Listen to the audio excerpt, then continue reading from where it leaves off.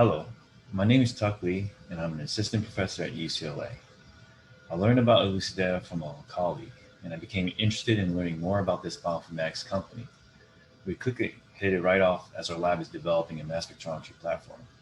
Today, I'm going to present one of several projects in which we have combined our established research methods with tools of Elucidata to optimize the path towards scientific discovery. Research in our laboratory focuses on understanding the cellular and molecular mechanisms that control immune responses, with particular emphasis on how nucleotide metabolism governs and contributes to immune activation and response. Nucleotides, essential building blocks of DNA and RNA, can face different fates. They can be incorporated into DNA during proliferation and RNA, which is generally tend to think of as their purpose. And they can be used as signaling molecules to mediate immune responses. There is interest in thoroughly understanding how immune cells direct their nucleotide metabolism to balance their nucleotide pools and elucidating the immunologic consequences when pools become imbalanced due to stress and disease. This is particularly intriguing given that nucleotide metabolism is influenced not only by substrate availability, but also by signaling pathways elicited by the very nucleosides and nucleotides themselves. Our laboratory is committed to using various approaches, including poly platform, to address critical questions about the intersection of nucleotide metabolism and immunology, and thus ascertain its impact on disease models such as infection and cancer.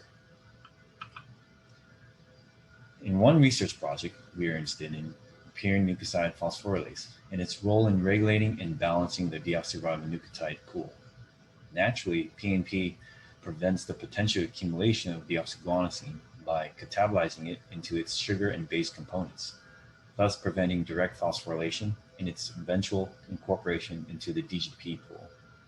Without PNP, cells run the risk of accumulating DGP, which would cause the overall nucleotide pools to become imbalanced and ultimately leading to cell death. The importance of PNP for T cell functions was recognized more than 40 years ago with discovery that an inherited loss of this enzyme leads to a profound T cell deficiency. Biochemical studies have shown T cell specific toxicity results in this very imbalanced deoxyribonucleotide pools. However, there is an apparent discrepancy in PNP deficiency. Some immune cells die, while others do not. This observation has eluded researchers for decades. Which T cell populations are susceptible to PNP deficiency? And how do other immune cell types remain unaffected by PNP deficiency? We have come up with one plausible hypothesis through extensively researching available literature and learning the many biochemical reactions that make up nucleotide metabolism. There is an enzyme that hydrolyzes the deoxyribonucleotides into nucleosides called SAMHD1, which stands for sterile alpha motif and histidine aspartate containing domain protein 1. It has been intensively investigated as a host restriction factor that limits HIV and other viral infections by lowering cellular nucleotide concentrations under a threshold critical for viral DNA replication. SAMHD1 gene mutations are associated with a cardiac syndrome, a severe inflammatory encephalopathy characterized by inappropriate immune activation. Additionally, SAMHD1 mutations have been found in leukemias and other cancers, suggesting that a surplus of nucleotide contributes to cell transformation by affecting the fidelity of DNA synthesis. Clearly, SAMHD1 is a component of the enzyme network that controls nucleotide levels, making it a potentially relevant protein in understanding the aberrant phenotype of PNP deficiency.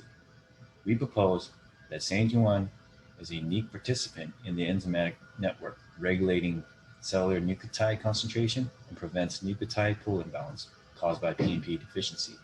Therefore, cells that lack SAMHD1 expression would be particularly vulnerable to PNP deficiency. To begin any project, we would normally conduct a search for already established biology of PNP and SAMHD1.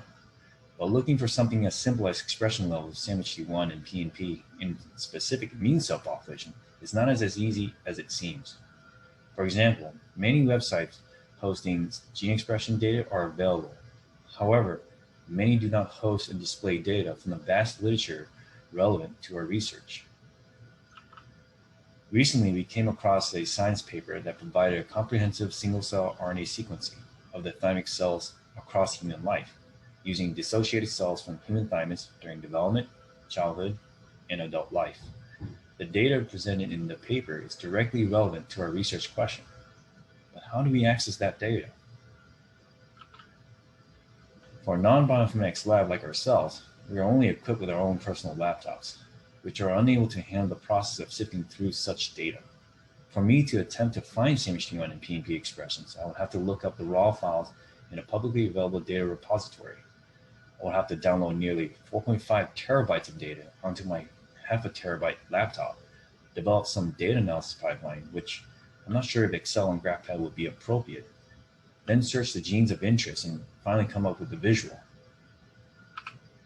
Fortunately, in collaboration with Lucidata, I'm able to access this data by simply logging into my account, search the database in Discover, select the data visualization app, then search my genes of interest, and finally click Submit to get a visual plot. All of this is done on my old laptop. Once we saw the data, we immediately obtained the information relevant to our research questions. The double negative and positive T cell populations lack SAMH1 expression, and they would be particularly sensitive to elevated levels of deoxyguanosine in PNP deficiency. Many other immune cells have SAMH1 expression and would most likely be spared from PNP deficiency. This analysis is entirely consistent with the phenotype observed in PNP deficiency. We immediately got excited and tested the SAMH1 negative and positive cell lines with PNP inhibitor and deoxyguanosine to mimic the condition of PNP deficiency in vitro and measure both DGP pool size and cell viability. The DGP pool was remarkably reduced in the SAMH1 positive cell line and is consistent with its improved viability over the SAMH1 negative cell line. With poly, we were able to narrow down our search, which allowed us to focus on subsequent experiments. And finally, SAMH1 expression explains the apparent discrepancy found in PNP deficiency. Specific T cell populations lack SAMH1 expression needed to balance their DHP pool, while other cells with SAMH1 can balance their DHP pool despite lacking PNP. Poly is a powerful bioinformatics tool to gain insight into what we do, and ultimately allowing us more time to tinker the biology.